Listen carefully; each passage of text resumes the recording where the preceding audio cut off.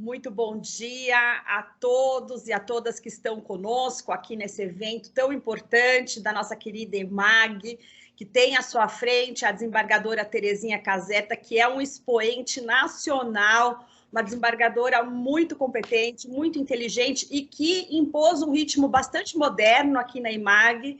E para isso nós só temos a agradecer, elogiar.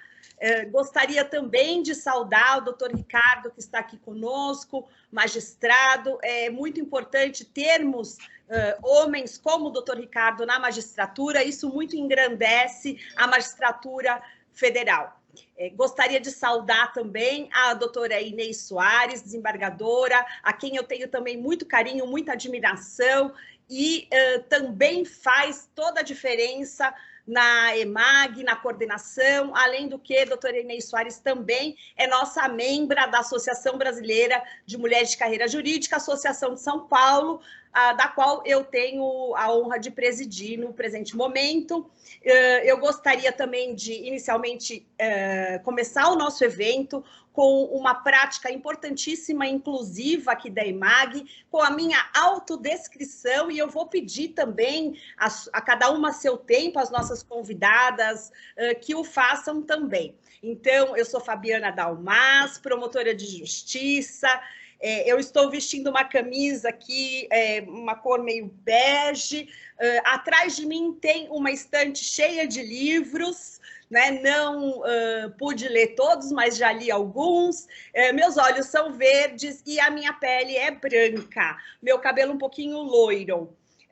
Então, eu gostaria de ressaltar aqui a importância deste evento, deste outubro, para falarmos sobre uma questão que nos é muito rara, que é o direito das mulheres, e muito especialmente na esfera criminal.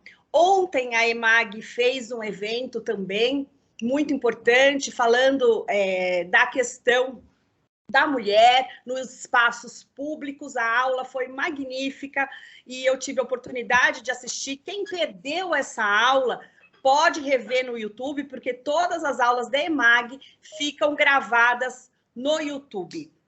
Gostaria também de salientar que o tema da nossa conversa, da nossa aula, da nossa palestra de hoje é o stalking que vem do verbo to stalk, do inglês, que justamente é aquele animal que fica à espreita do outro animal para dar o bote.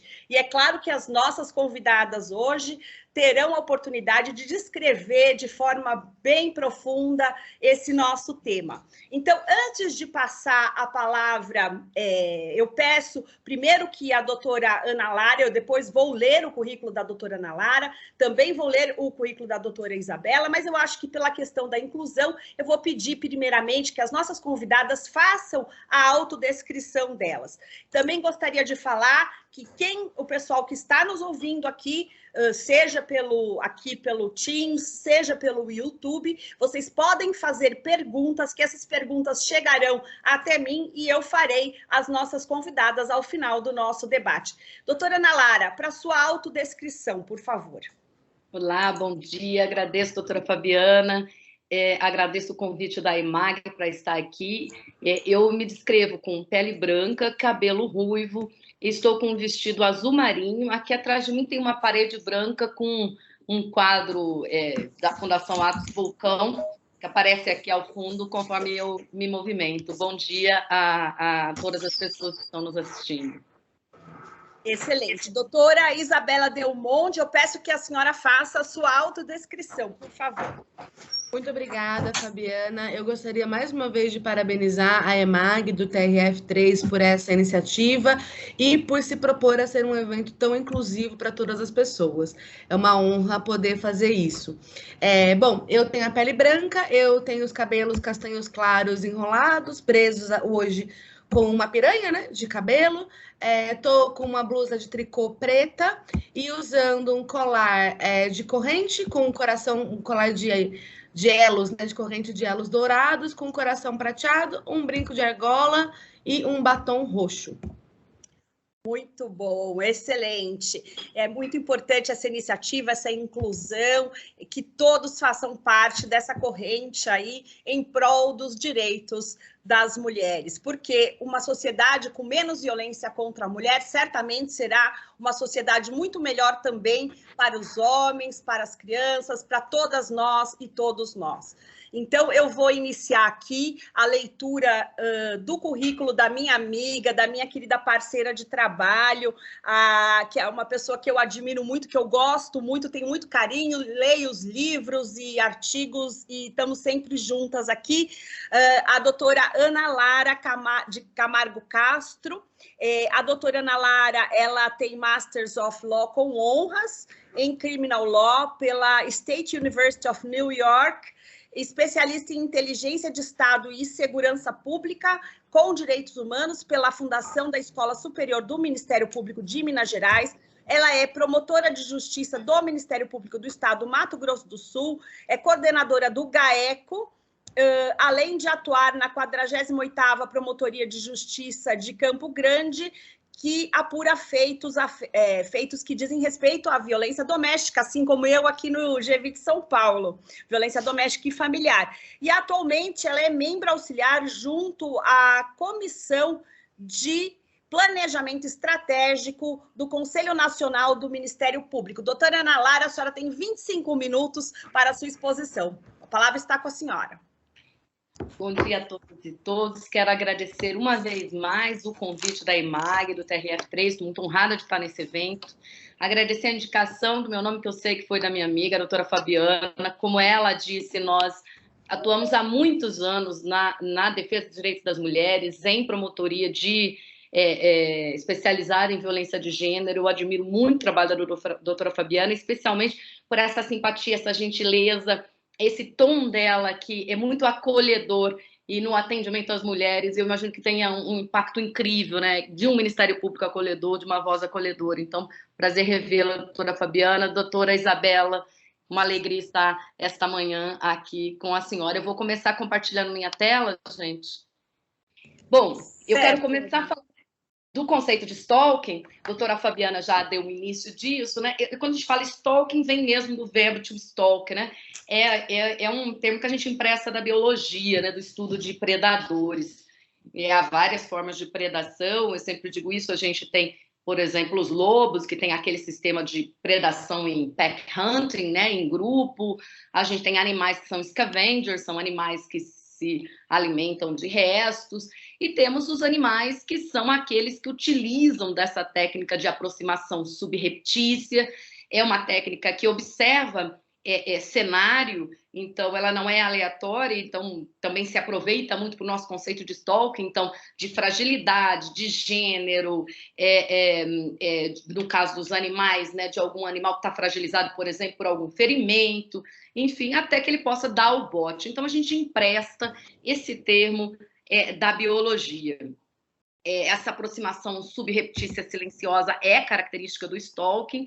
No caso do cyberstalking, ela até ganha contornos diferentes, nós vamos falar bastante cyberstalking ainda hoje, mas de todo jeito a gente tem essa referência. Eu sempre trago, a doutora Fabiana falou que eu tenho Master of Laws em Criminal Law nos Estados Unidos, e eu sempre trago os conceitos americanos, porque realmente nos Estados Unidos a gente teve um boom muito grande desse fenômeno na década de 90, impulsionado por alguns casos, isso realmente startou a discussão no mundo todo. Eu trabalhei, gente, durante 10 anos à frente da Promotoria de Violência Doméstica no meu estado, entre 2006 e 2016, quando a Lei Maria da Penha entrou em vigor, e durante 10 anos. Foi no âmbito da promotoria de Lei Maria da Penha que eu comecei a trabalhar com delito digital, com crime digital, enfim, especialmente exposição pornográfica não consentida e stalking e cyberstalking, no caso do delito digital. Então, foi de grande aprendizado para mim fazer esse recorte de gênero dentro do direito digital, né? Como o direito digital impacta particularmente as mulheres. E uma das coisas que eu tenho falado muito no âmbito do Ministério Público hoje é como a gente precisa democratizar o conhecimento do direito digital dentro do próprio Ministério Público e no Poder Judiciário, para fora e para além das investigações de grande porte, né? Eu atualmente coordeno o nosso grupo de combate ao crime organizado, o GAECO. É óbvio que a prova digital, ela se presta ao delito digital e também ela se presta há muitos delitos complexos que a gente investiga no âmbito do GAECO, de organizações criminosas, mas ela precisa ser democratizada para quem está na linha de frente, que eu costumo chamar de colegas que trabalham no chão de fábrica, né, doutora Fabiana? Violência doméstica, quem está no juizado. Então, nós vamos falar um pouco disso hoje. Essa imagem que está na tela é do John Hinckley, é o primeiro grande caso que chama a atenção para o fenômeno de stalking nos Estados Unidos. John Hinckley era stalker da atriz Jodie Foster. Jodie Foster havia feito o filme Taxi Driver na década de 70. Ele obcecou por ela, tentou aproximar de várias formas, como ele não conseguiu. Ele teve a ideia de que, assassinando o presidente Ronald Reagan, ele chamaria a atenção dela, ganharia o coração dela, como ele diz, são trechos aí da carta que ele deixa ao sair para tentar assassinar o presidente Ronald Reagan. Ele não consegue, como nós sabemos, ele atinge membros do Estado e acaba, então, em internação psiquiátrica. Ele ficou de 1981 até 2016. Então, a partir desse caso, esse fenômeno, essa ideia de uma pessoa que persiga, que vigie com uma determinada obsessão a outra pessoa, passa a estar presente na discussão norte-americana. A primeira lei vai vir em 1991, depois que o Robert Bardo, em 1990, acaba por matar a Rebecca Schaeffer, que também era uma atriz. Ele era um stalker com um perfil muito similar ao do Hinckley, que se chamava na época de erotomaníaco. Enfim, nós vamos falar um pouquinho de perfis de stalker daqui a pouco. A partir desse crime que o Bardo comete, vem a primeira lei, em 1991. Nós, quando pensamos em Estados Unidos, nós temos que pensar num modelo de federalismo diferente do nosso. Então, as legislações penais, elas existem nos 50 estados. Há ainda um crime federal de stalking e um crime militar de stalking. Então, nós estamos falando aí de 52 tipos penais, no mínimo, relativos à conduta de stalking. O primeiro foi esse. Na redação original da California Penal Code, ele exigia uma ameaça crível de morte ou lesão corporal grave. E com o tempo, essa legislação vai se sofisticando. O que nós temos na outra coluna é o tipo, hoje, é uma ameaça crível com a intenção, né, com o objetivo de colocar a pessoa em razoável estado de medo por sua segurança ou por segurança de membro de família. Ele deixa de exigir a ameaça de morte. E aí já começo falando de uma pergunta que sempre me fazem, se o tipo penal brasileiro exige medo de morte ou medo de lesão corporal grave. E eu digo para vocês, depende, porque a redação brasileira tem várias opções, nós vamos chegar lá. De uma maneira geral, esse conceito, que é o conceito que também a gente traz no livro, ele cobre uma ampla ideia de stalking, mas, como eu falei, os tipos penais são diferentes. Nos Estados Unidos são 52, na Europa eles variam um pouco. Então, ele é um curso de conduta, e nos Estados Unidos, Course of Conduct, às vezes na legislação está especificado que é duas condutas ou mais, 2 atos ou mais, às vezes não está, mas isso quer dizer que se trata de um crime habitual. Da mesma forma como aconteceu com a legislação brasileira, exige a habitualidade para a sua configuração.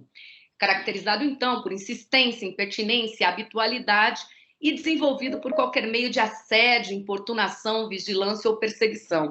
O legislador brasileiro poderia já ter feito um tipo penal mais moderno, gente. Ele optou pelo núcleo único perseguir, ele poderia ter feito um tipo multinuclear, assediar, importunar, vigiar, perseguir, mas como ele não o fez, nós temos que entender o perseguir nesse sentido amplo, né? Não é um perseguir clássico, físico, nós temos que entender esse perseguir, inclusive dentro da ideia dos bens jurídicos, hoje, se não novos bens jurídicos, mas bens jurídicos com nova roupagem, que nos trazem o ambiente virtual. Então, nós estamos falando em perseguir em sentido amplo. No mundo inteiro, na verdade, o stalking está dentro do grande guarda-chuva de harassment, de assédio. Nós somos muito fracos em legislação de assédio no Brasil, como nós sabemos, nós temos o assédio sexual muito limitado na legislação penal, há uma circunstância de hierarquia, nós não temos assédio moral, né? O assédio moral é trabalhado ele é processado no âmbito das relações de trabalho pelo MPT, enfim, pela Justiça do Trabalho. Nós não temos um tipo penal específico, mas o stalking seria um assédio agravado, um assédio que causa medo, um assédio que causa uma abalo emocional substancial pela vigilância constante. Então, ele tem que causar ou medo ou resultar nessa perda da tranquilidade, porque viola a minha dignidade, a minha privacidade, a intimidade, ou seja, ele é um crime habitual que exige mais do que uma mera irritação, mais do que um mero incômodo, mais do que uma mera inconveniência, ok? Quando a gente fala em curso de conduta para stalking, quando a gente pensa no conjunto de ações que caracterizam esse crime habitual, gente, nós temos que ter em mente, isso é muito importante, nós temos que ter em mente que o stalking é um crime de contexto. E aí a produção da prova, a abordagem nas delegacias, a abordagem do Ministério Público, do Poder Judiciário, ela tem que entender o stalking como crime de contexto. Porque há várias condutas, especialmente das etapas iniciais do stalking, que elas não caracterizam por si uma conduta ilícita. Então, todo stalking começa, claro, com coleta de informações. Hoje nós estamos falando de modalidades de coleta de informações que estão, às vezes, disponibilizadas pelas próprias vítimas nas suas redes sociais. Numa vigilância, hoje, o stalking, por exemplo, pode consultar um Street View para imaginar, para entender o cenário de onde uma vítima reside. Então, nós temos que pensar nesse contexto virtual. São repetidos contatos não ameaçadores, isso é muito presente online, no contexto de cyberstalk, eu começo a falar, eu começo a me dirigir a alguém de início para chamar a atenção, de início para despertar o interesse, e quando aquilo não começa a ser correspondido, eu escalo para outras condutas. São as mensagens de presentes, os aparecimentos surpresa, e aí vai escalando para dano à imagem, à honra, para vandalismo. Essas primeiras condutas, nas pesquisas no mundo todo, elas vão aparecer em maior ou menor grau, em 100% dos casos de stalking. Quando eu trabalhava em promotora de violência doméstica, como falei, fiquei 10 anos, atendi muitos casos, sobretudo casos que têm impacto na vida profissional das mulheres. Eu acho que a doutora Fabiana vai ter a mesma experiência. São mulheres cujos homens vão nos ambientes de trabalho, ficam na porta, insistem em conversar, mandam e-mails, no contexto de cyberstalking, para pessoas da empresa, usurpam uma identidade para se comunicar com pessoas da empresa, ligam no telefone da empresa 100 vezes numa manhã, inviabilizando. E no caso das mulheres que eu atendi, isso às vezes acabava gerando demissão. É evidente que ninguém vai falar, eu estou te demitindo porque você é vítima de stalking, Não é assim que as coisas acontecem na prática, mas é um impacto muito grande na vida profissional das mulheres. Então, às vezes, eu faço eventos de stalking e as pessoas perguntam, mas aí qualquer coisa, queria mandar flores, é crime. Não, gente, stalking é crime de contexto. Ninguém está falando em mandar flores. A questão é você estar importunando uma pessoa, por exemplo, no ambiente de trabalho, com flores todos os dias, com bilhete, com estando na porta, tentando reconciliar. Então, a gente precisa tirar essas camadas, de opressão romântica que existe sobre as mulheres, Quando as mulheres têm de ser gratas por um interesse, por uma atenção masculina, porque isso é algo socialmente construído, e essa exigência que diga a mulher que se comporte de uma forma grata por estar tendo um interesse, tem uma repercussão muito grande na vida das vítimas, inclusive quando elas vão registrar essas ocorrências. A partir de vandalismo, violação de domicílio, ameaças concretas ou simbólicas, o pet abuse, as pesquisas estimam que acontecem em 50% dos crimes de stalking. O pet abuse é um marcador muito comum nos Estados Unidos, ele é um marcador muito comum na Europa, ele começou a chegar no Brasil no contexto de VD, o formulário conjunto de avaliação de risco CNJ-CNMP traz o pet abuse como marcador, ou seja, o abuso de animais domésticos como marcador de risco de escalada para crime mais grave, de risco de agressão. Quem é antigo como eu vai se lembrar de um filme dos anos 80 chamado Atração Fatal, que é um clássico filme de stalking, com a Glenn Close e o Michael Douglas, que tem uma cena muito característica de pet abuse com um coelho. Quem é jovem que está nos assistindo pode procurar esse filme, ele é bem famoso na sua época. As pesquisas indicam que 25% dos casos escalam para agressão física ou sexual e 2% resultam em feminicídio ou homicídio. Todos os stalkers, Ana Lara, são iguais? Eles têm o mesmo perfil? Como é que é isso? Essa classificação que está na Terra, gente, é uma classificação muito consagrada do mundo todo. Millen e Paté, eles são autores australianos, mas se você for consultar o manual do Crown Prosecution Service na Inglaterra, você vai encontrar. Se você for consultar Portugal, você vai encontrar nos Estados Unidos. Aparecem muitas pesquisas. Há várias classificações, mas eu gosto dessa porque ela é bem ampla e dá uma noção geral para a gente. Então, nós temos o perfil rejeitado, que é considerado em todas as partes do mundo o mais perigoso. É onde se incluem os agressores domésticos, ele conta com um contexto de ruptura relacional, um contexto de ambivalência da própria vítima, né? Ela quer repelir, mas às vezes precisa ou tem um vínculo que auxilia no contato. Ele é o mais perigoso porque é o que ele tem mais acesso à sua vítima, tem mais acesso a instrumentos de poder e controle. Nós temos o perfil rancoroso ressentido, ele está em muita ascensão na internet, aquela pessoa que se sente injustiçada, maltratada, que tem uma pauta política, que ele tem uma pauta específica da qual ele se sente ressentido, é um perfil que ascendeu muito com a polarização política que nós tivemos, tanto no Brasil quanto nos Estados Unidos. É um perfil que atinge muitos colegas promotores, muitos juízes, há vários colegas promotores vítimas de stalking, especialmente cyberstalking, com pessoas nesse perfil. O perfil carente em busca de intimidade é muito associado a algum tipo de transtorno mental, não necessariamente, mas a algum tipo.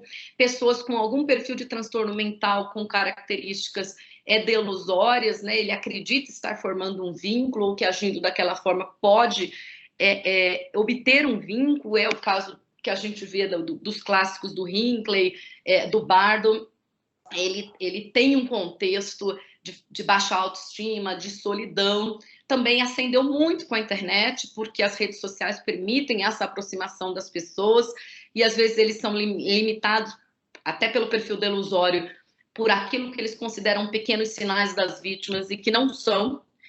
Nós temos o conquistador incompetente, ou cortejador inadequado, como é chamado em Portugal, que é um stalker que ele tem um contexto mais sexual, mais de lascívia, mas ele tem uma característica interessante. Ele se torna perigoso, vamos dizer assim, ele obceca pela Ana Lara, mas ele não vai ficar um longo período, ele não vai ficar anos stalkeando a Ana Lara, mas ele acaba fazendo muitas vítimas sequenciais. Então ele sai da Ana Lara, vai para a Fabiana, vai...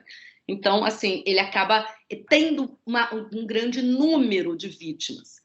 O predador é um tipo de stalking que ele geralmente está num contexto de transtorno parafílico sádico coercitivo, como vai chamar agora no CID-11, que entra em vigor em 2022. Ele está usando o stalking, né, esse exercício de poder, esse exercício de pensar, de deixar a pessoa desesperada porque ela está sendo vigiada de todos os lugares. Esse predador, ele ganha um fator de excitação por colocação da pessoa em medo. O tipo vaidoso ganancioso, ele não existe nessa classificação original do Millen e Paté, mas é uma classificação que a gente propõe no livro, até porque a gente acha que os profissionais de saúde, né, os psicólogos, os psiquiatras, os profissionais também das ciências sociais devem estudar mais esse tipo, que é um tipo que ele vem na internet, muito grande. Ele não está necessariamente rancoroso ou carente, mas ele está em busca de irritar, de lacrar, de obter uma ampliação de seguidores. Então, ele foca para perseguir uma pessoa específica, ou um grupo de pessoas, ou um grupo com características historicamente discriminadas nas relações de poder, e ele foca nisso com o objetivo de ascender nas redes sociais. Então, é um perfil que precisa ser bem estudado. Tipo do 147A, gente, respondendo aquela pergunta que eu fiz antes, precisa de medo? Depende. Então, aos colegas promotores, aos juízes, é preciso entender isso. Registrou o quê? A prova que está sendo colocada naquele processo é o quê? Se a vítima registrou que está se sentindo ameaçada na integridade física e o promotor fez a denúncia com ameaça à integridade física, ameaça à integridade psicológica, na mesma forma que o 147 do CAPT, nós vamos exigir o medo para a configuração. Então, é um elemento importante. Precisa de medo? Depende. Não, se eu optei por uma narrativa de invasão de esfera de liberdade, de invasão de esfera de privacidade ou perturbação de esfera de liberdade ou privacidade, o medo não vai ser essencial, eu vou provar de outra forma. Essa liberdade, como eu falei antes, ela é um bem jurídico com nova roupagem. Então, nós estamos falando tanto da liberdade de existir fisicamente, quanto da liberdade de existir e se posicionar e se expressar virtualmente. Como é que eu vou provar essa invasão, essa perturbação da esfera da liberdade virtual, por exemplo? Então, é outro tipo de prova, né? Eu vou ter que provar que aquela vítima não pôde mais usar a rede social, que ela não podia se manifestar, que ela teve a identidade dela usurpada. Então, o legislador nos traz 7 possibilidades. O que vai exigir para configurar o delito depende do tipo de registro de ocorrência, do tipo de prova que se produziu e da denúncia que foi feita. Eu sinto uma pena enorme que esse crime, o legislador tenha optado pelo Juizado Especial Criminal, o JEC, o JECRIM, como chamamos, porque é um delito cuja prova depende de providências cibernéticas, no caso do cyberstalking, que raramente no contexto de TCO, né, doutor Fabiana, vão poder ser obtidas. O TCO, eu imagino que no estado de São Paulo, como no Mato Grosso do Sul e no Brasil todo, é muito simplificado, né? Às vezes é um mero registro de ocorrência e há providências, por exemplo, quando nós estamos tratando de marco civil da internet, período de guarda, de preservação para provedores de aplicações de 6 meses, para provedores de conexão de 1 ano, esse registro precisa ser feito no momento que é levado à autoridade policial, ela precisa entrar no LERS, né, nos Law Enforcement das empresas e fazer o pedido de preservação, se precisar, dessa prova de registro. Há outras provas cibernéticas que o Marco Civil da Internet nem estabelece período de guarda, mas vamos dizer, é um delito que depende de representação no prazo de 6 meses. Se essa vítima deixar para representar ao cabo de 6 meses, já até passou, né, já está no fim do período de guarda, que também é de 6 meses. Outras providências, como às vezes a gente sabe que print não é prova por si, mas é início de prova, mas às vezes, se a vítima for bem orientada, ela faz o print e captura a URL do comentário, do post, da imagem. Senão ela vai perder essa URL. Nós sabemos que, inclusive, a jurisprudência da STJ é sólida da necessidade da URL quando você quer remover, né, que era a remoção de um conteúdo, por exemplo, do ar. Enfim, são vários problemas que o legislador nos trouxe colocando esse crime no JEC.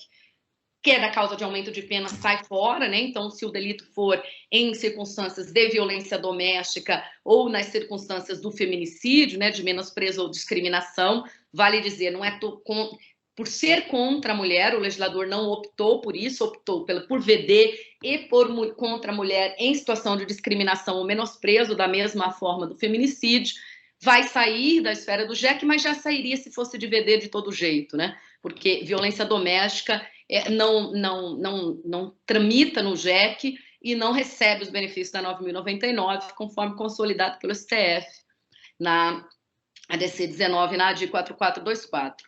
Eu tenho como gravosa também a revogação do 65, gente. O 65 é a contravenção penal de perturbação da tranquilidade. Era um tipo penal guarda-chuva, um tipo penal que cobria muitas situações relevantes para nós que atuamos em violência contra a mulher. O 65, ele nos deixa, ainda que eu, claro, defendo que há uma continuidade normativa típica desses delitos que estão em curso, mas eles precisam se encaixar no linguajar do legislador. E o linguajar obviamente, como stalking no mundo todo, de um crime habitual. Então, se a habitualidade não está comprovada, se foi um fato isolado, nós ficamos a discutir.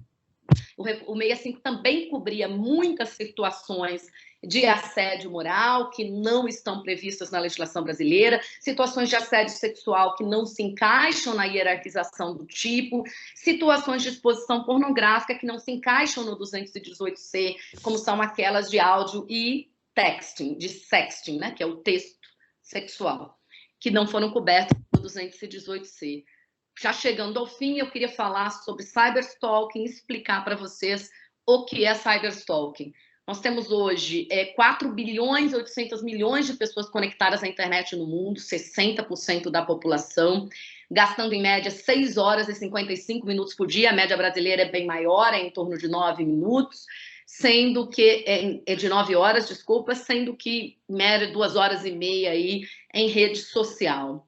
Essa é uma pesquisa americana que está me dizendo em 2020 a ascensão como eu falei, o stalking dentro do guarda-chuva de harassment, gente, então o stalking é dentro do guarda-chuva de assédio, ascendendo aí em 2020 de 7% da população americana para 11% da população americana, e political views também ascendendo como principal motivo para esses assédios online, entre eles o assédio agravado que constitui stalking, gênero aparecendo como de costume também no topo dessa motivação, em segundo lugar.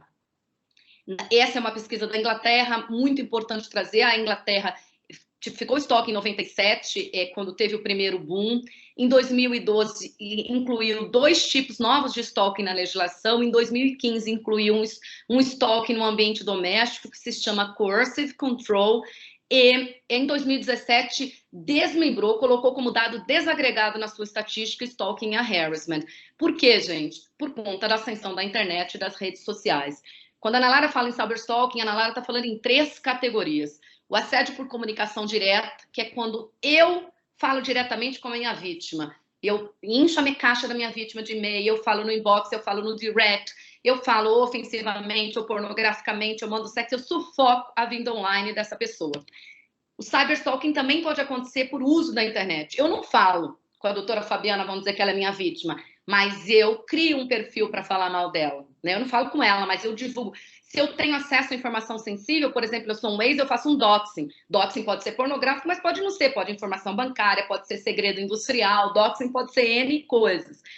Eu, em contexto de relacionamento, né, a doutora Fabiana vai concordar comigo, as pessoas trocam senha como prova de amor, né? E depois o relacionamento acaba e com aquela senha do celular a pessoa entra no e-mail e manda e-mail para todo mundo, manda foto fonográfica para a empresa como se fosse a própria pessoa, faz uma postagem discriminatória, então eu gero haters, né? Eu falo stalking por procuração, o stalker por terceirização, eu gero haters para aquela pessoa. Eu entro na sua página porque eu tenho a sua senha e digo, olha, eu odeio todas as pessoas daquele grupo, tal, e eu gero. Eu tenho tido muita pergunta sobre coautoria em stalking by proxy, e eu digo, depende, gente, né? Porque a gente sabe que para a coautoria não precisa ter um ajuste prévio, eu posso me engajar no curso.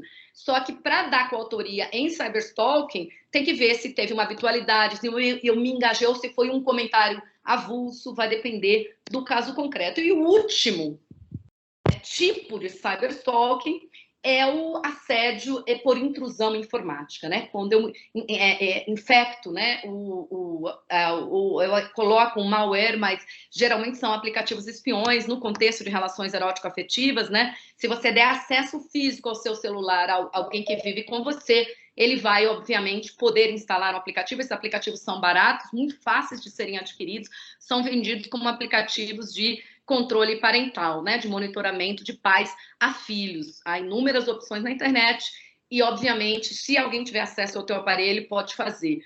Aí ele tem acesso a todas as informações. Claro que pode haver, gente, contratação de crackers ou hackers, como queira chamar, para fazer uma invasão, para fazer o controle da sua webcam, mas em âmbito de relacionamento afetivo, geralmente não é assim que ocorre, né?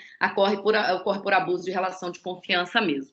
Eu vou encerrar, porque eu acho que já deu meu tempo, e é isso, né, doutora Fabiana? Eu, na verdade, não marquei quando eu comecei, mas eu acho que... Isso, perfeito, doutora. Já encerramos aqui. Eu só queria, então, como palavras finais, dizer para vocês que é um pecado que o legislador não veja as características do ambiente virtual, né? Os crimes que acontecem no ambiente virtual, eles têm um poder de amplificação, de permanência e catividade para as vítimas, e causam essa sensação de que o que acontece no ambiente virtual, ele não é tão real do que acontece no ambiente físico. Essa é uma ilusão, né, da gente. A gente acha que ainda é um pouco brincadeira o que acontece no ambiente virtual, quando as consequências são graves, mais prolongadas, às vezes totalmente impossíveis de serem reparadas quando acontece no ambiente virtual. Então, seriam essas as minhas considerações. Eu espero ter feito um panorama para abrir o debate. Muito obrigada mais uma vez pelo convite. Excelente, doutora Ana Lara, é um privilégio ouvi-la aqui. Para as pessoas que quiserem se aprofundar, a doutora Ana Lara também tem um livro a respeito desse tema, e ouvindo a doutora Ana Lara falar, me veio à cabeça realmente a frase de Simone de Beauvoir, a filósofa, que diz: não se nasce mulher, torna-se. Né? O que é esse tornar-se mulher? Então, toda essa forma de opressão, né, que nós vivemos ainda na nossa sociedade, é muito imprescindível que a gente possa transformar essa realidade, né, esse dia a dia das promotorias de violência doméstica e familiar com os crimes de stalking. É algo que nós vemos com muita frequência, né? O fato de querer oprimir aquela mulher para que ela não possa desenvolver a sua profissão. Então, esses casos são mais frequentes do que nós imaginamos. E a questão do cyberstalking, que é o crime cometido pela internet, ele tem uma potência de dano muito grande, e a gente sempre precisa lembrar que as consequências elas podem ser tanto na esfera criminal, que é o que nós estamos tratando aqui, quanto na esfera civil, porque os danos morais são bastante profundos de uma vítima que tem, por exemplo, suas fotos íntimas reveladas na internet. É muito difícil, a gente sabe, de que elas sejam retiradas, né? Uma vez na internet, isso é muito difícil de acontecer. E principalmente quando nós falamos de mulheres jovens, né, doutora Isa, doutora Ana, nós temos uma particular preocupação, porque as meninas mais jovens muitas vezes não têm a maturidade para lidar com essa situação de exposição na internet, e as consequências podem ser muito graves. Por isso, importantíssimo esse evento aqui na EMAG, para que a gente faça esse debate com as nossas queridas desembargadoras, juízas, promotoras, advogadas, as colegas da carreira jurídica, e também é imprescindível que esse debate vá além da EMAG para as escolas, né, para que a gente converse com as jovens a respeito desse tipo do stalking, quais são as consequências e qual o perigo disso. Então, agora eu vou passar a palavra para a minha querida doutora Isabela Del Monte, que eu conheço virtualmente já pela internet, nós já trocamos algumas ideias, mas não a conheço pessoalmente. Espero poder conhecê-la em breve. A doutora Isabela tem um currículo vasto, ela é advogada, né, formada pela Faculdade de Direito do Largo São Francisco, a USP. Além disso, ela é fundadora da GEMA, Consultoria de Igualdade, coordenadora do Me Too, e também cofundadora da Defende, que é a rede feminista de juristas.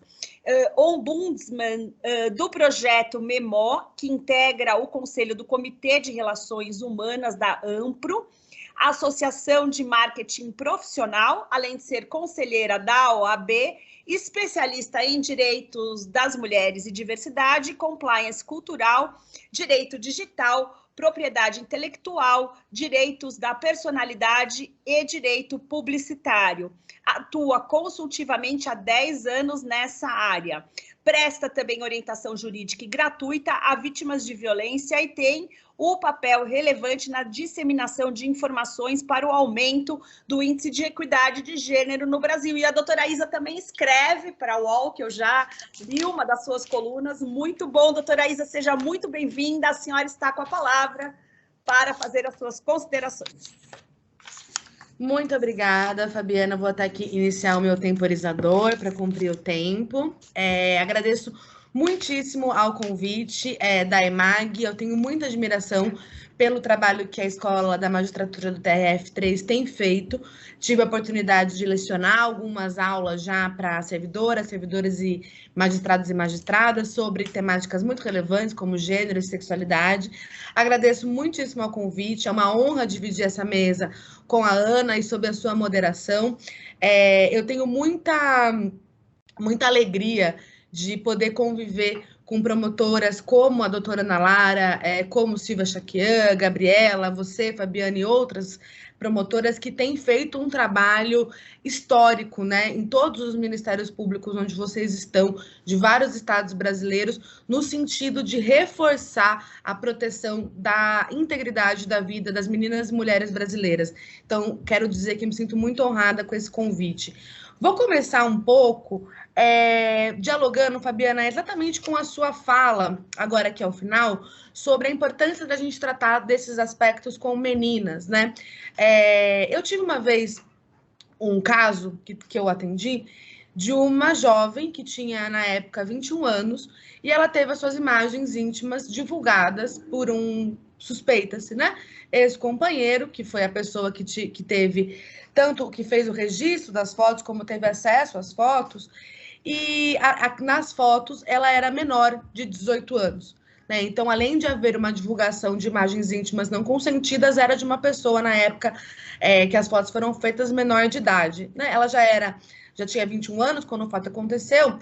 E por que eu estou contando disso? Porque a gente fez uma reunião no meu escritório com essa vítima e com a sua família. Esse é um ponto muito importante. Quando a gente tem uma vítima muito jovem, ela está sempre acompanhada da família, seja por obrigação legal, quando a gente está falando de pessoas menores de 18 anos, ou por dependência financeira ainda, quando a gente está falando de alguém de 20, 21 anos.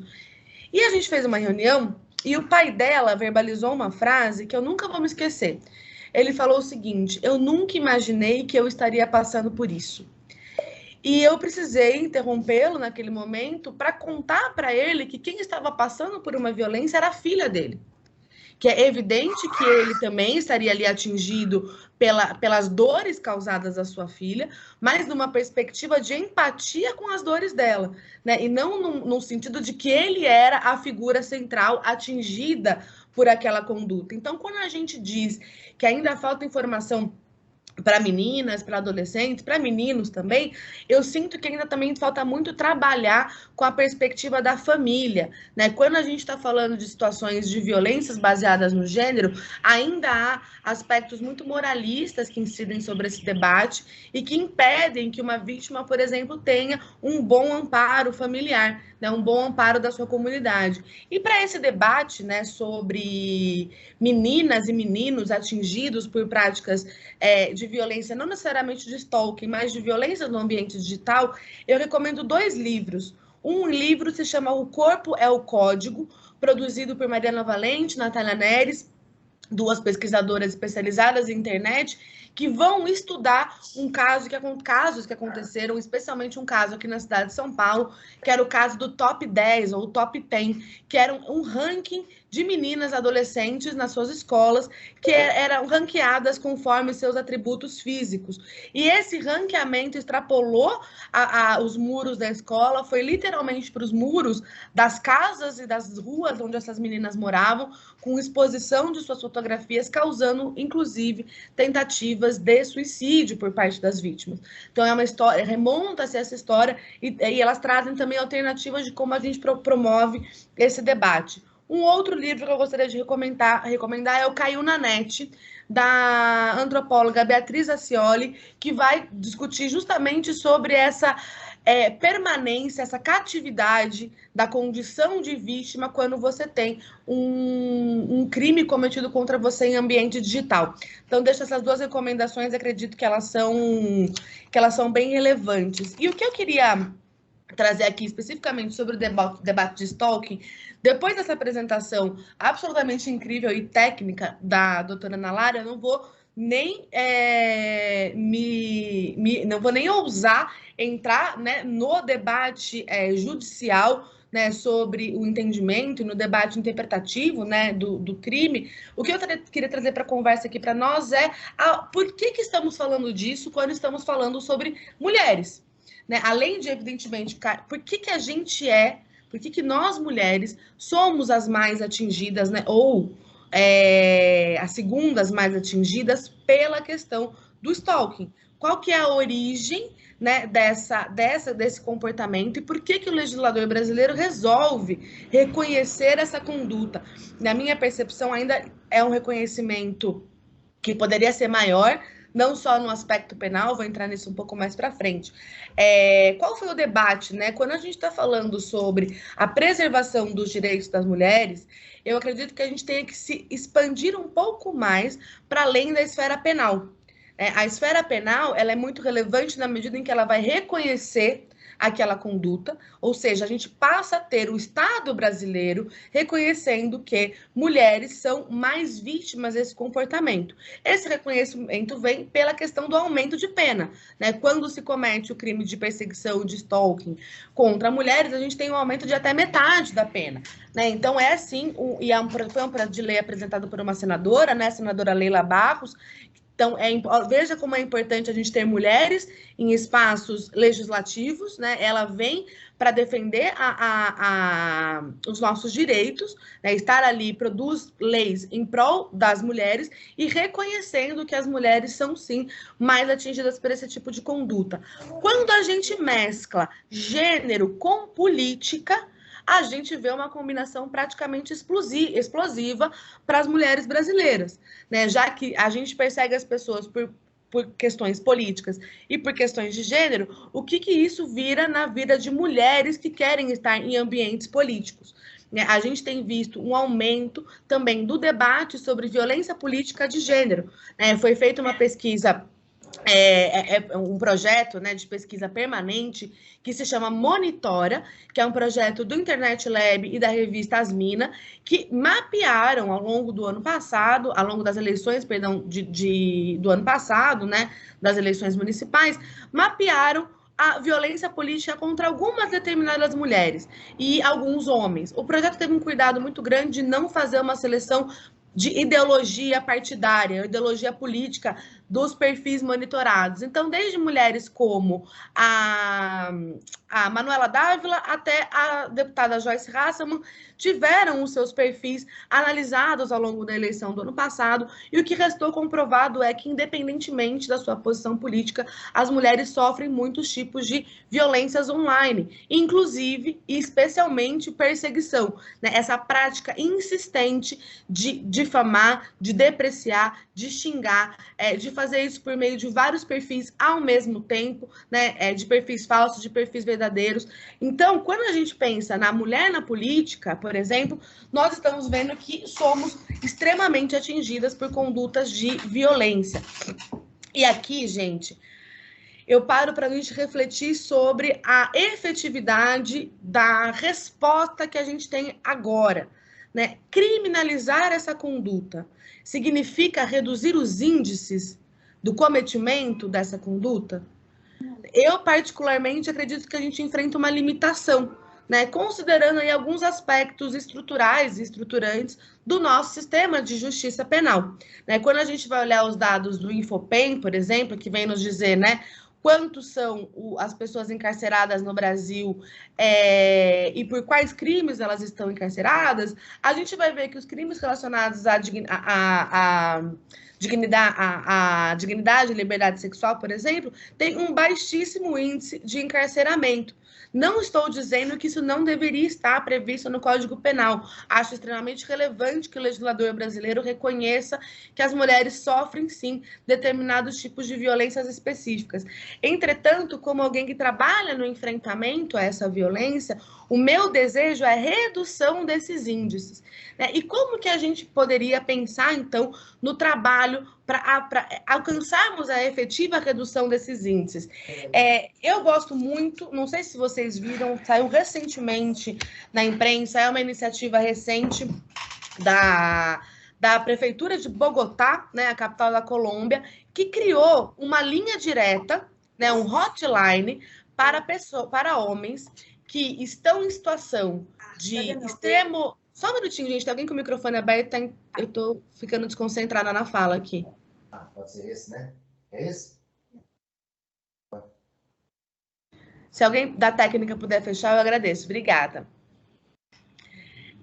Mas retomando aqui, então, o que a Prefeitura de Bogotá criou como política pública?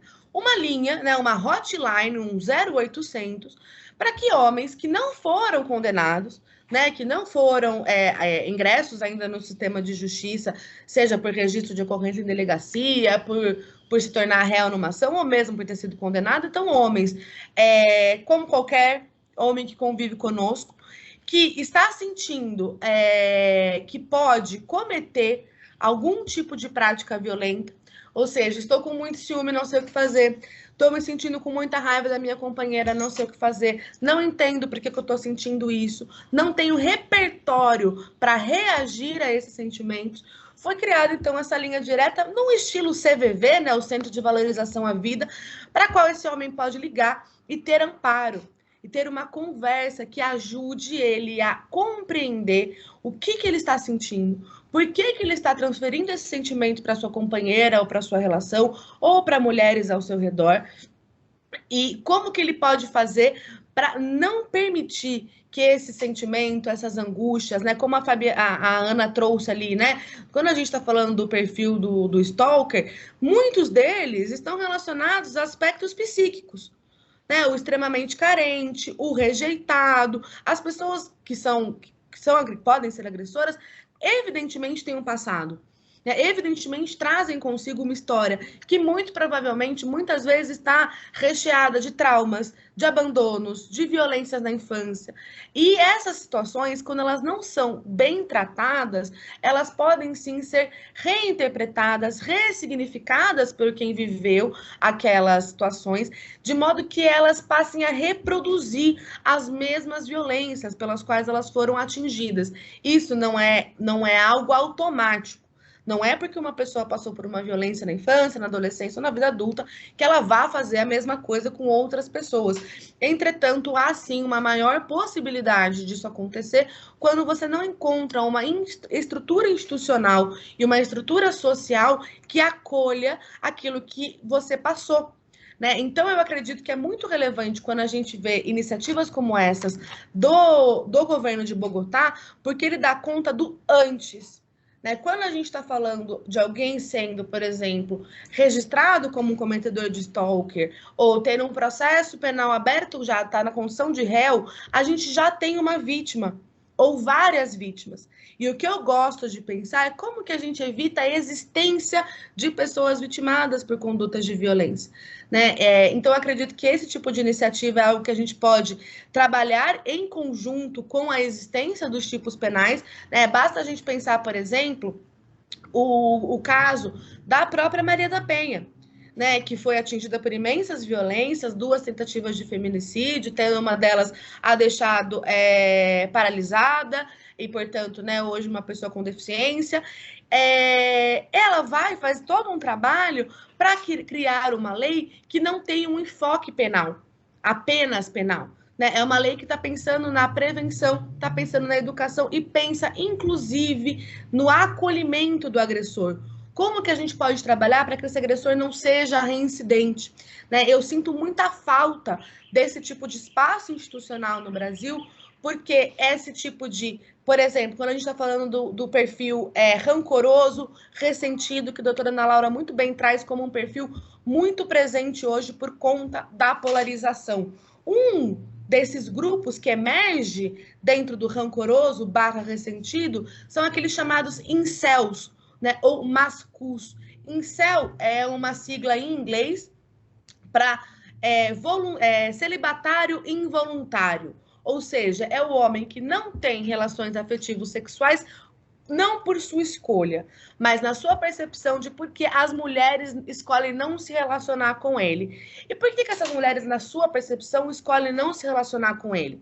Elas escolhem não se relacionar porque, na sua percepção, né, desse homem, porque elas são interesseiras, porque elas se interessam apenas por homens com muito dinheiro, por homens que são muito bonitos, por homens que têm um tipo de compleição física, inclusive específica, queixo quadrado, barba bem feita, altos, fortes, ricos, brancos.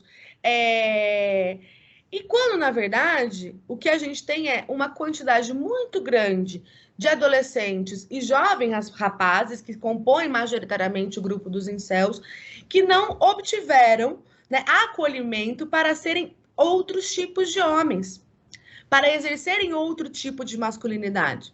Né? Nós não oportunizamos para esses meninos e adolescentes a chance de refletirem o seu próprio valor, né? A sua própria percepção de relevância para a sociedade. Né? Eles sentem uma pressão muito forte de se encaixar dentro de um tipo de comportamento. Só que, ao invés de fazerem uma reflexão sobre a estrutura que os obriga a ser de um determinado jeito para serem clientes do mercado amoroso, por exemplo, qual que é o problema? Aí que vem a gravidade da falta de apoio institucional. Há uma ressignificação de quem é responsável pela sua falta de relacionamento, por exemplo. Só podem ser as mulheres. Não tem outra explicação. As mulheres é que são as responsáveis pela sua ausência e aí, de uma namorada, por exemplo. E aí, o que eles começam a fazer? Criam-se vários blogs, vários chans, né? Chan é um espaço, um blog que normalmente fica um pouco mais na dark, deep web, mas enfim, não é tão difícil assim de acessar, onde são trocadas uma série de instruções e insultos absolutamente misóginos com relação a mulheres.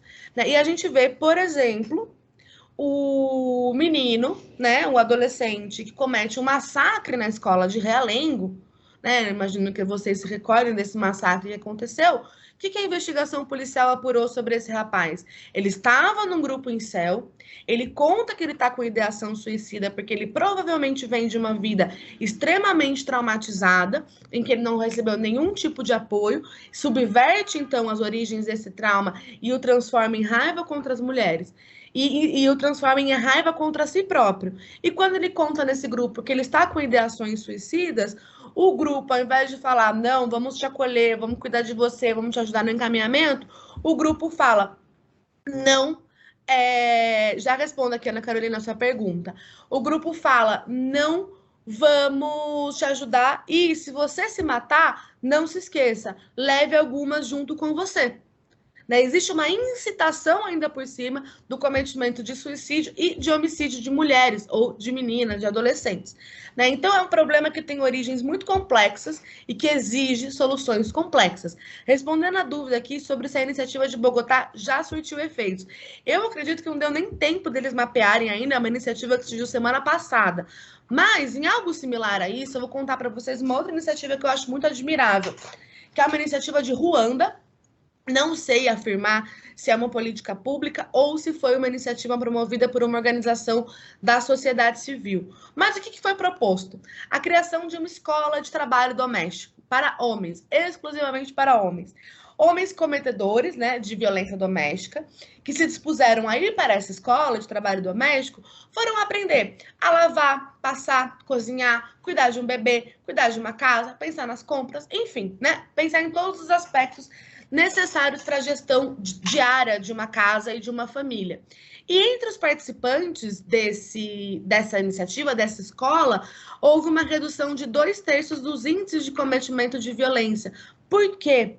Houve uma aproximação de universos, do que é tipicamente masculino se aproxima do que é tipicamente feminino, lembrando que a gente está falando de construção social, não estamos falando de algo biológico, né? Nós fomos historicamente destinados ao cuidado doméstico, enquanto os homens foram historicamente destinados ao trabalho, à provisão, né? Ao que a gente chama de trabalho reprodutivo e o trabalho produtivo. E, bom, esses homens foram para lá e perceberam quão injusta era a sua expectativa de que eles chegassem em casa às 18 horas depois do trabalho e a casa estivesse limpa, a comida feita, a mulher pronta, cheirosa e a criança dormindo. Né? Para quando ele chegasse em casa, ele tivesse a atenção exclusiva da sua esposa. Eles perceberam que essa era uma demanda absolutamente irrealizável. Só que antes, quando eles viam essa demanda não realizada, a percepção que eles tinham ela é preguiçosa, ela não se importa com a família, ela não está cumprindo a obrigação dela, e isso resulta em violência. Né? Agora, se você tem um homem olhando para aquilo falando, gente, como dá trabalho? Né? Tá com um bebê pequeno, chorando, demandando, com cólica e tendo que fazer a comida e tendo que deixar tudo limpo, o quão injusto era esperar que isso fosse resolvido, né? E essa iniciativa teve resultado. As iniciativas de grupos reflexivos de gênero também trazem muito resultado, né? A doutora Ana Lara, aliás, a doutora Fabiana apresentou minha posição como ombudsman, não sou mais, fui, mas não sou mais ombudsman de um projeto que chama MEMO, que é um projeto que traz a criação de grupos reflexivos de masculinidade para homens, né? Para que homens sentem em roda entre si e conversem sobre as suas questões masculinas, né? A gente vê os homens verbalizando muito no geral, mas, entretanto, existe uma grande repressão social contra a expressão masculina dos seus sentimentos. Né? E se a gente não elabora os nossos sentimentos, há uma grande chance de que isso seja extravasado de uma forma torta, equivocada, em formas de violência. seja ela física, psíquica, sexual, né, por violências cometidas no ambiente digital. E, infelizmente, a gente tem um mundo estruturado um pouco a partir dessas lógicas, né, do abandono do menino, né, do menino pequeno mesmo, de 3, 4, 5 anos. Ele não pode chorar, ele não pode sofrer, ele não pode ficar angustiado, né, ele não tem o acolhimento e afeto da figura paterna, por exemplo, se a figura paterna está, né, está na foto ali, né, na presença da família, muitas vezes não está. E esse menino passa, então, a ouvir diariamente que ser homem é ser violento, que ser homem é objetificar o corpo das mulheres, que ser homem é não aceitar não como resposta, que ser homem é não levar desaforo para casa. Né? Por que a gente tem, por exemplo, aumento dos índices de violência contra a mulher em dias de jogos de futebol? Né? Uma expressão esportiva ainda muito masculina. Né? Porque a angústia, a tristeza, a raiva do seu time ter perdido não é elaborada meramente numa resenha depois do jogo com os amigos. Né? Ela vira algo tão grande que você não tem o menor repertório psíquico para lidar, que você eclode em violência dentro de casa, né, contra suas esposas. E eu tenho profunda convicção de que essa forma de viver é muito angustiante para homens, para meninos e para adolescentes. Quando a gente tem homens ao nosso redor dispostos a terem conversas assim, dispostos a falarem sobre si de uma maneira mais profunda, você percebe o quanto que eles sofreram muitas vezes, né? O quanto houve necessidade de criar histórias e mentiras a respeito da própria performance sexual perante os amigos, por exemplo. Né? Então, a gente tem toda uma estrutura social que favorece o cometimento de violências baseadas no gênero. Foi o recorte aqui que eu escolhi fazer, né? Claro, seguindo aqui o tema do evento também, mas a gente sabe que o crime de stalking pode ser cometido por qualquer pessoa, contra qualquer pessoa. Mas fazendo especificamente nesse recorte, a gente tem uma realidade muito complexa que explica por que violências e crimes baseados no gênero acontecem, e apenas criminalizar essas condutas não dá conta de prevenir o seu acontecimento. Então, o que eu trago aqui para a gente refletir é como a gente junta a proteção da esfera penal com a proteção de outras possibilidades de políticas públicas inovadoras, né, que foquem na educação, que foquem no cuidado, que foquem no acolhimento, que foquem na recuperação social daquele possível agressor ou daquele já agressor, para que ele possa se transformar, inclusive, num multiplicador do respeito para com as mulheres. Né? Isso acontece bastante. A gente tem um caso bem emblemático, perdão, do projeto Tempo de Despertar, conduzido pela promotora Gabriela Mansur. Existe um participante que foi um homem que foi preso por violência doméstica, e ele participa do grupo, ele cumpre a sua pena, e quando ele sai, né, da condição né, no momento que está cumprindo a pena, ele, né, sai do cárcere, ele se torna um multiplicador. Ele passa a conduzir conversas com outros homens, né, contando para eles como ele se tornou uma pessoa mais livre a partir do momento que percebeu que a sua masculinidade não precisava ser guiada pelo cometimento de violências. Né? E aqui eu também deixo uma recomendação de um outro estudo que eu acho muito interessante, pensando na contemporaneidade. Uma pesquisadora, uma psicóloga e professora de psicologia social na Universidade de Brasília, ó, deu meu tempo aqui, vou falar essa última frase, vou parar. Da Universidade de Brasília, da UNB, a Valesca Zanello fez uma pesquisa sobre grupos de WhatsApp exclusivamente masculinos, né? Não necessariamente exclusivamente hétero, mas exclusivamente masculinos. E o que ela descobriu, ela ficou 6 meses estudando esses grupos, e ela descobriu que o que une os homens na sua percepção do que é ser homem é a misoginia, né? Ou seja, o ódio contra as mulheres, e a homofobia, o ódio contra pessoas homossexuais, contra homens homossexuais. Então, eu acredito que a nossa conversa tenha que ser: vamos permitir a construção de outra forma de existir sendo homem no mundo. Não faz sentido ser um grupo social que existe baseado em odiar outros grupos sociais e, portanto, cometer violências. Eu acredito em outras saídas, em outros caminhos e acredito muito na aliança dos homens para esse processo. Obrigada, Fabiana. Sensacional, a doutora Ana Lara e a doutora Isa Delmonte, elas nunca nos surpreendem, porque realmente as duas fizeram exposições fantásticas aqui no YouTube e também no chat. Nós temos aqui diversos elogios, tanto para a doutora Ana Lara quanto para a doutora Isa, e é muito interessante essa questão que a doutora Isa destaca aqui, quanto à questão da masculinidade tóxica, né? Dessa questão do quão importante é que a gente desenvolva uma nova forma de masculinidade. E ontem mesmo, doutoras, a desembargadora Terezinha Caserta estava falando da importância do feminismo na construção aí dessa nova masculinidade. E o feminismo, a gente precisa sempre ressaltar, é simplesmente a igualdade entre homens e mulheres, né? Mulheres não querem ser mais nem menos que os homens, nós queremos apenas a igualdade. E a igualdade na sociedade, certamente, ela fará com que essa sociedade seja mais pacificada,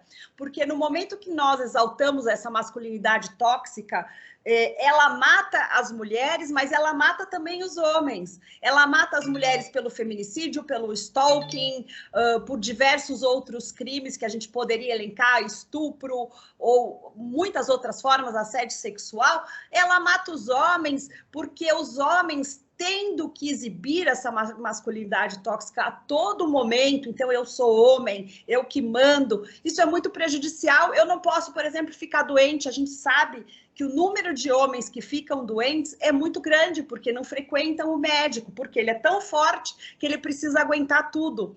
E isso, essa construção violenta, essa construção social que a Isa estava levantando, ela faz com que toda a sociedade tenha alguma forma de prejuízo.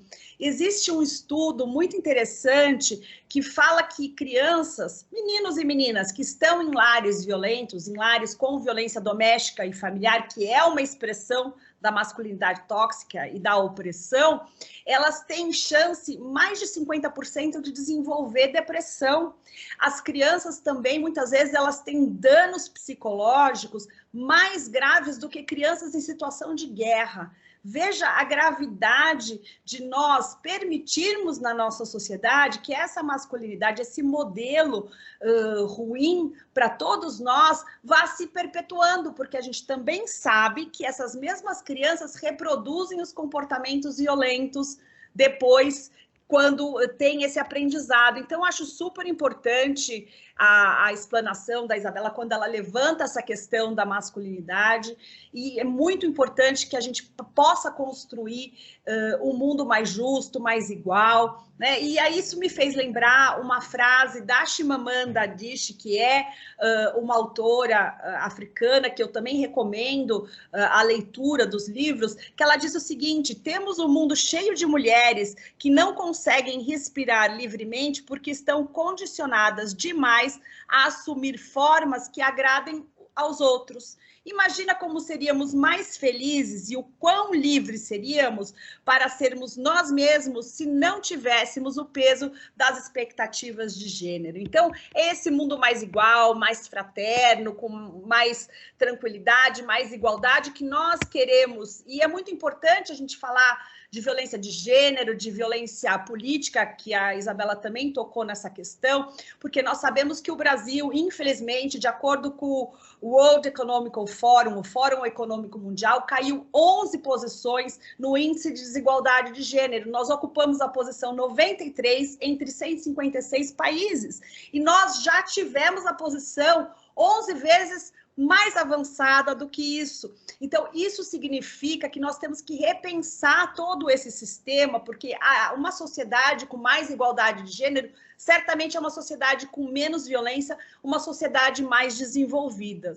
Então, essa é apenas uma reflexão que eu jogo aqui para as nossas debatedoras. Nós temos muitos elogios, tanto para a doutora Ana Lara, quanto para a doutora Isa, e eu gostaria de fazer aqui uma pergunta, que é do doutor Ricardo, magistrado aqui, que está conosco.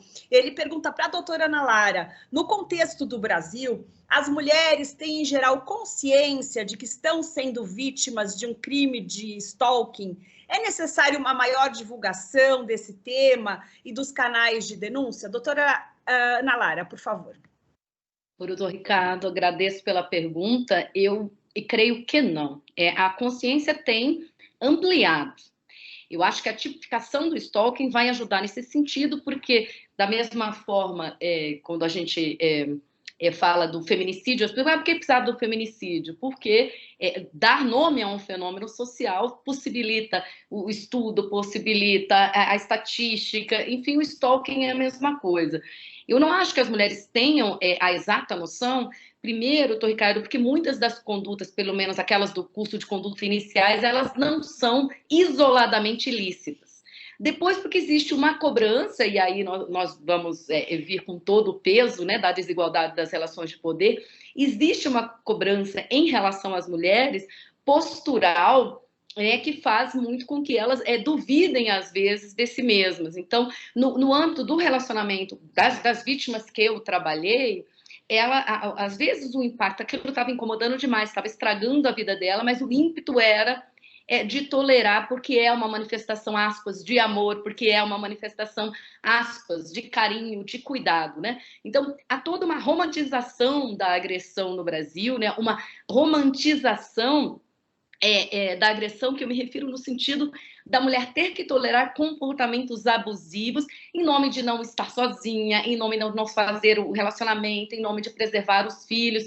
Eu brinco, doutor Ricardo, assim, né, que se a gente analisar o processo de sexualização da mulher, parece que a mulher perde a sua sexualidade a partir, sei lá, dos 40 anos, né, doutora Isabela, doutora Fabiana, né, parece que a gente sai fora. A percepção da sexualidade entre homens e mulheres, ela é tão distinta, né? Então, se a gente pensa no comportamento na internet, às vezes a mulher não se percebe vítima, porque quando ela se expõe um pouquinho, a sociedade acha normal que ela seja achincoalhada. Então, assim, se ela está se mostrando, se ela está com a roupa inadequada, se ela resolveu ser mais ousada na internet, isso tem uma consequência. Agora, eu falo que são crimes muito gendrados. Por que tem uma consequência? Qual que seria a consequência lógica de uma mulher querer expressar a sua sexualidade, como o homem expressa, né? Expressa todo dia, expressa no cotidiano, expressa na roda do bar, como disse a doutora Isabela, às vezes nem é verdade, né? Às vezes também é um reforço da masculinização, se não tóxica, hegemônica, pelo menos. Então, a mulher às vezes não percebe mesmo. E quando percebe, doutor Ricardo, às vezes tem um outro fator que está o problema. A gente trabalha com defesas psíquicas no ambiente da VD, que são geralmente negação, minimização e autoculpabilização. São as defesas mais frequentes psíquicas que mulheres usam nos casos de VD. Ou negar o fato, porque é muito doloroso aceitar que um companheiro, alguém que eu ame, realmente seja um abusador, ou minimizar, dizer, não é tão grave assim, né? É muito comum, ou autoculpabilizar, não, realmente ele fez, gente, mas ele fez porque eu também fui ousada demais, porque eu também. Então, são defesas psíquicas, é normal, né? A gente se defende da dor, a gente se defende de ruir, né, o nosso emocional, às vezes nesse ponto. Então, eu acho que a gente precisa de muito mais sensibilização. A violência no Brasil, doutor Ricardo, na minha visão, é muito associada ainda a sangue, né? Aos crimes de sangue. Parece que se não houver essa tinta vermelha, não houve violência. Então, todos os fenômenos de violência psicológica, eu acho que ainda estão bem obscuros no Brasil. Os de violência sexual também. O Brasil ainda deve uma discussão sobre consenso. Essa discussão nem começou no Brasil ainda. Então, violência sexual para nós é alguém ir lá, surrar, colocar uma arma na cabeça e estuprar, nesse sentido técnico do 213. As outras formas variadas de violência sexual e sutis ainda nem entraram no debate do sistema de justiça brasileiro. Então, acho que tem muito pela frente. Muito importante, realmente, a pergunta do doutor Ricardo, que nos abrilhanta aqui nesse evento, e eu fico bastante feliz em termos esses homens parceiros do trabalho pela igualdade, pela construção de um país melhor.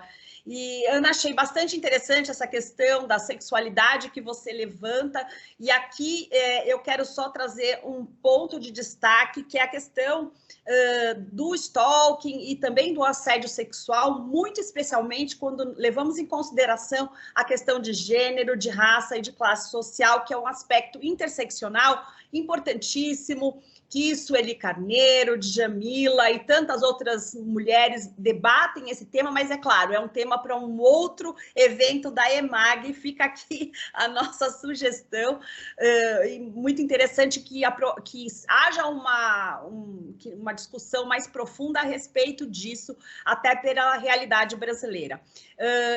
Doutora Isabela, aqui nós temos uma outra pergunta aqui muito importante também, elaborada pelo doutor Ricardo, que é a seguinte: pessoas LGBTQIA+, podem ser vítimas desse crime, quer por eventuais ex-parceiros ou parceiras, ou mesmo por motivos de discriminação e ódio? Claro, com certeza, é uma possibilidade. A gente não tem pelo menos não me recordo, Ana, se eu estiver falando alguma bobagem, mas eu acredito que a gente não tem um agravamento de pena, né, quando a gente está falando de pessoas LGBT, que é mais que sejam vítimas, mas sem dúvida, né, são pessoas mais vulneráveis até, né, sempre que a gente está trazendo os marcadores da diferença, né, sexualidade, raça, capacidade física, origem geográfica, classe social, todos esses marcadores, quanto mais a pessoa estiver atingida por marcadores que a gente considera menos na nossa sociedade, né, considera como algo menos humano, e de maneira obviamente muito equivocada, muito violenta, essa pessoa sim está mais sujeita a mais violências, né? Quando a gente vê, por exemplo, assédio no trabalho, né, as pesquisas mostram que se a mulher é negra, mãe solo, divorciada, trabalha à noite, ela é mais atingida por práticas de assédio no trabalho, porque ela é mais vulnerável.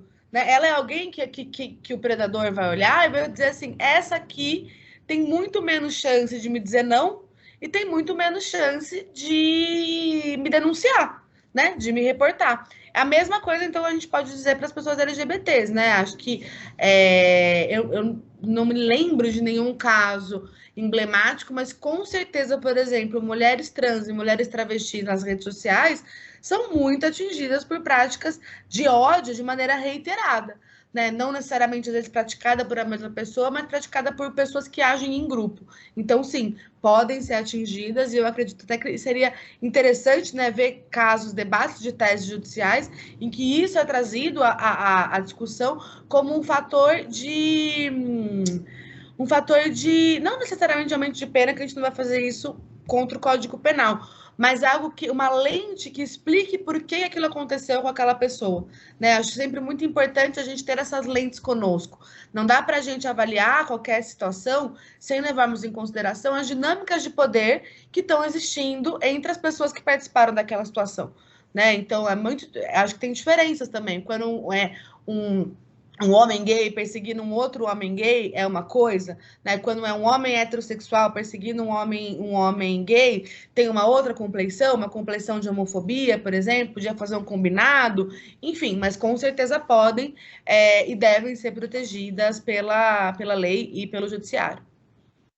Importante essa questão da LGBTQIA+, muito especialmente porque o Brasil é o número 1 em mortes de transgênero, que é um número que muito nos envergonha e é uma realidade que a gente precisa transformar. Inclusive, o Ministério Público de São Paulo tem uma posição em relação ao transgênero da aplicação da Lei Maria da Penha, então a gente vê que o direito tem que acompanhar a evolução da sociedade, inclusive. Para aprofundar essa questão, Judith Butler, ela explica muito bem essa questão da construção social que a Isa colocou na palestra dela. Aproveitando que nós estamos falando aqui do livro da Judith Butler, nós temos para a nossa querida Ana Lara aqui uma pergunta a respeito do título do seu livro. Você poderia passar aqui o título, porque eu falei do livro, mas não falei o título. Por favor, Ana. Olá, eu agradeço o interesse. O livro chama-se Stalking e Cyberstalking mesmo, e ele até... Eu tinha lançado esse livro a primeira vez em 2018, se a memória não me falha, quer dizer, antes da lei. Agora ele foi revisto, foi ampliado, da editora Juspódio, né? Ele foi relançado agora esse ano pela editora Juspódio. Então, chama-se Stalking, Cyberstalking. Eu vou pegar ele aqui online e coloco no chat o link dele, porque daí acho que facilita. Pera aí. Stalking, Cyberstalking, pode pegar aqui. Eu tenho uma pergunta aqui de uma das participantes, doutora Ana Carolina, ela está perguntando o seguinte, sobre o CID-11, será uma excludente da culpabilidade ou ilicitude, Ana? Eu vi essa pergunta, até ia pedir para respondê-la. Então, em relação aos stalkers, de uma maneira geral, pode estar associado com doença mental ou não. Há alguns perfis que esse marcador é mais claro. Agora, não necessariamente isso vai gerar inimputabilidade. Então, a gente tem que fazer essa diferença. Se a gente for freudiano, né, eu adoro psicanálise, doutora Isabela, doutora Fabiana, aí vamos dizer que pelo menos neurose todos nós temos, né?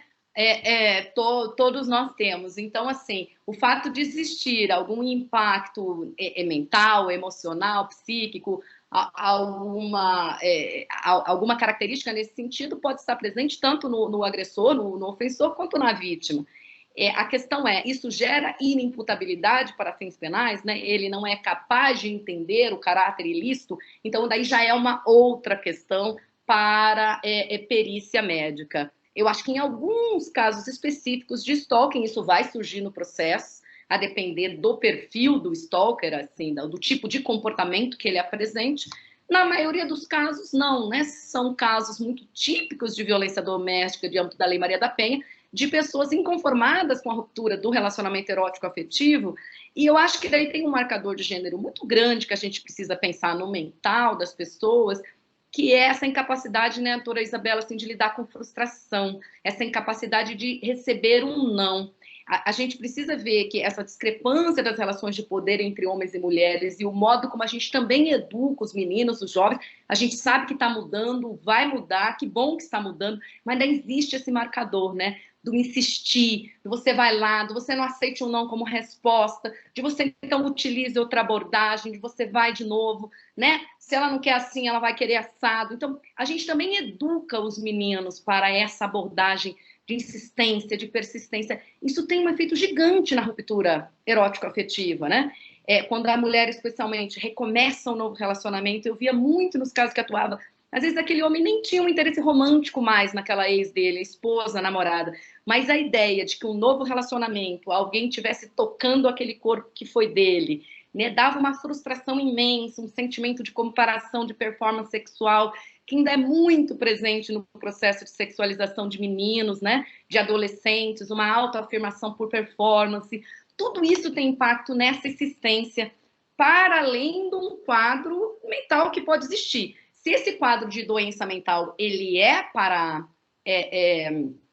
inimputabilidade penal, são outros 500. Muitas vezes, mesmo o CID-11, o CID-11 vem aí renomeando, né, o transtorno parafílico sádico coercitivo, o CID-10 chama de transtorno de preferência, né? O sadomasoquismo, quando ele deixa de ser consensual e passa a ter as características de marcador de doença psiquiátrica, hoje é chamado de transtorno de preferência sexual no CID-10. CID-11 vem com uma nova nomenclatura totalmente repaginada, e vai chamar de transtorno parafílico sádico coercitivo. Não é o fato da experiência sadomasoquista em si, mas ela sendo não consensual, né, ela trazendo agravamento. E claro que em alguns desses casos extremos, em que o stalking está no caminho para a violência, a questão da sanidade mental vai surgir no processo, vai ter que ser avaliada por perícia. Nos casos nossos cotidianos de stalking, esse stalking de internet, não vai ser tão comum surgir o questionamento da imputabilidade penal. Mas obrigada pela pergunta, é muito, muito relevante. É bastante interessante essa mistura da imputabilidade ou não. Muitas vezes, quando a gente vê aquele crime horroroso, aquele que a gente não quer ver, né? Como, por exemplo, estupro de uma criança, um assédio sexual, a primeira coisa que vem na cabeça, esse agressor, ele tem algum problema, né? Psiquiátrico, né? Isso porque na nossa natureza humana a gente não quer aceitar aquela conduta, mas a psicologia nos ensina que isso nem sempre é verdade. Muitas vezes é o comportamento social daquela pessoa, não tem nada a ver com doença psiquiátrica. Então, isso é bastante interessante. Tenho aqui mais uma pergunta que eu vou fazer para a Isa. O hater também pode ser considerado um stalker? Olha, eu acredito também, novamente, que depende, né? Da recorrência da conduta, desses enquadramentos que a doutora Ana Laura trouxe muito bem, né? Da construção da tese que vai ser apresentada, né? A gente não, é muito difícil a gente falar alguma coisa com certeza, porque a gente vai depender de todas as conjunturas do caso, do que foi apresentado como tese de defesa, como tese de acusação. Mas sim, acho que a depender da conduta né? Se a pessoa está perseguindo de maneira reiterada, né? O hater normalmente a gente vê por vias digitais, né? Uma coisa é a pessoa chegar uma vez no seu perfil e falar alguma coisa agressiva. Agora, assim, toda postagem que você faz, ela tá lá, ela tá indo atrás dos seus amigos, ela tá indo atrás da sua família, ela busca o seu trabalho, ela faz um trabalho nela, ela dedica o seu tempo para espalhar o ódio dela contra você. Acredito que sim, é possível sim ter um encaixe disso. E aqui até queria dialogar um pouquinho com o que vocês estavam falando antes, sobre, né, a questão psiquiátrica e tal. Um dos grandes mitos que há sobre agressores, né, de mulheres é ou que ele é um monstro ou que ele é louco. Agora, sim, a gente está num país que é o país que está no 5º lugar de país que mais mata mulheres no mundo. A gente realmente acredita que os homens brasileiros são todos loucos ou monstros? Né? O seu pai, o seu vizinho, seu marido, seu filho, seu sobrinho, seu colega de trabalho, seu professor, todo mundo acorda de manhã, toma banho, veste roupa, trabalha, ninguém tá queimando dinheiro, né? Ninguém tá fazendo uma série de outras coisas que a gente fala, até nossa... porque todo mundo tá sem dinheiro agora, né? Exato, até porque a inflação está comendo solta, né? Mas a pessoa, ela faz tudo na normalidade, mas diante de um cometimento de violência baseada no gênero ou em outros marcadores, ela puxa a carta de, não, eu não sei, fui traumatizado na infância. De fato, eu acolho, né? Eu acho que socialmente, estruturalmente, a gente precisa ter outras formas de educar crianças, meninos e meninas, que a gente precisa acolher os traumas que as pessoas passam, mas todos nós passamos por traumas. E todos nós temos a capacidade de desenvolver a percepção do que é certo e do que é errado. Né? Essa escolha pelo desengajamento moral diante da sua própria conduta é também uma escolha. Eu acho que o que é muito duro da gente perceber é que a gente tem uma estrutura social que forma metade da humanidade, né, os homens, de maneira sem ética, de maneira criminosa. Quando a gente está dizendo para os meninos, não aceite não como resposta. Essa é uma coisa ética para se dizer para alguém? Para qualquer pessoa. Não é. Né? Quando a gente está dizendo para os meninos, não chore, isso é ético? Né? Quando a gente está dizendo para as meninas que, não fica assim não, ele puxou seu cabelo no recreio, é porque ele gosta de você. Também não é ético, né, da gente dizer. Então, eu acho que o que nos pega, o que a gente não quer olhar ainda, é a estruturação que a gente tem e os estereótipos que a gente construiu a respeito do que é ser homem e do que é ser mulher. Né? E é difícil mesmo olhar para isso. Atinge família, né? Atinge crenças muito profundas, vai mexer com coisas muito intensas. Né? Mas, para mim, eu acho que esse é o ponto. Né? Às vezes você vê os homens, a masculinidade, ela é baseada na violência, na misoginia, e que triste que é uma identidade ser baseada no ódio e na violência a outras pessoas. Né? E a gente muitas vezes não se dá conta. Agora a gente está se dando conta. Eu acredito que a gente tem um bom futuro pela frente, se tivermos planeta, né? Aquela coisa toda. Mas eu acredito que a gente tem um bom futuro pela frente, porque tem muitas pessoas já percebendo que dá para criar meninos e meninas. E deixando aqui, até pegando o gancho da Fabiana, falando da Chimamanda. A Chimamanda tem um livro, né? Como educar crianças feministas para meninos e meninas. Então, o seu filho brincar de boneca, vai ser fazer dele só um melhor pai, um melhor tio, um melhor padrinho. Né? A sua filha brincar de subir em árvore, de espadinha, de explodir, só vai fazer com que ela mais para frente seja uma mulher corajosa, que sinta vontade de estar nos espaços, que não tenha dúvida do seu valor, que não associe o seu valor a um relacionamento. Né? A brincadeira, ela nos forma para sermos adultos. Ela é um ensaio também, né? Ela também dialoga com o nosso futuro. Lembrando, gente, por que eu tô falando tanto de criança? E puxando também o gancho da Ana, da psicanálise. A psicanálise e a psicologia já nos mostraram, né? A nossa formação fundamental vai até os 7 anos de idade, né? Então, olhar para a infância é olhar para o futuro. Não só em termos de, tipo, corpo, né? O corpo que vai existir no futuro, mas as cabeças e os corações que vão estar no futuro, né? Então, acredito que preservar e melhor cuidar das nossas crianças também é um futuro sem violência para todos. Agradeço muito, então, agora eu primeiramente gostaria de agradecer a doutora Ana Lara pela brilhante exposição, prazer tê-la aqui conosco nesse evento, doutora Isabela Del Monte, realmente é um privilégio estar ladeada de mulheres tão inteligentes, tão incríveis, e eu aprendi muito nessa manhã. Gostaria de agradecer mais uma vez a EMAG e parabenizar a desembargadora Terezinha Caserta e a desembargadora Inês Soares pelo brilhante trabalho que estão fazendo aqui, e queria convidar vocês, todos que estão nos ouvindo, seja aqui no Teams ou seja pelo YouTube, para a próxima quinta-feira, dia 21 de outubro, nós teremos a continuação desse curso, desse evento, Violência Psicológica contra a Mulher, que terá como presidente de mesa aqui, doutor Ricardo Mendonça Cardoso, que é um juiz destacado, juiz federal, estará presidindo esse evento. E como palestrantes, nós teremos Raicler Baldresca, que é juíza federal também do TRF Terceira Região, e a psicóloga Mari Luz, que é psicóloga e consultora de diversidade e saúde mental, e também nossa amiga. Realmente vai ser um evento sensacional, não percam.